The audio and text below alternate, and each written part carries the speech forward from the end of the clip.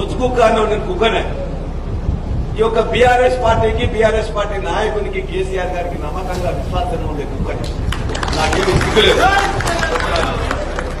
అదేవిధంగా నా జనగామ ప్రజలు, నా జనగామ రైతులు వాళ్ళ కోసం నీళ్ల కోసం, ఆ నీళ్ల కోసం కాపలా కాసే కుక్కనే, కాపలా కుక్కనే కాదని ఖచ్చితంగా. నువ్వు ఇలా అనేక వందల ఎకరాలు తీసుకోపోతుంటే మా అటవీ భూమి, దేవునూరు భూమి, మా ముప్పారం భూమి, మా జబ్బర్గట్టు భూమి మొత్తం ఆ ఏరియాలో నువ్వు, నీ అల్లుడు, నీ యొక్క మొత్తం కూడా కుటుంబం మొత్తం దాన్ని దోపిడీ చేస్తూ వందల ఎకరాలు ఇలా కొట్టుంటే దాన్ని కాపాడాలనుకోతుంటే రేసు కుక్కనే ఖచ్చితంగా. నీలాగా కూడాను అక్కడ మాత్రంగా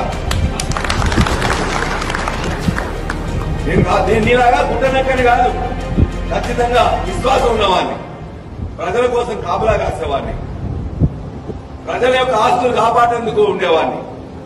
నీలాగా ముసలి నక్కని కాదు, గుండ్ర నక్కని అంతకంటే కాదు.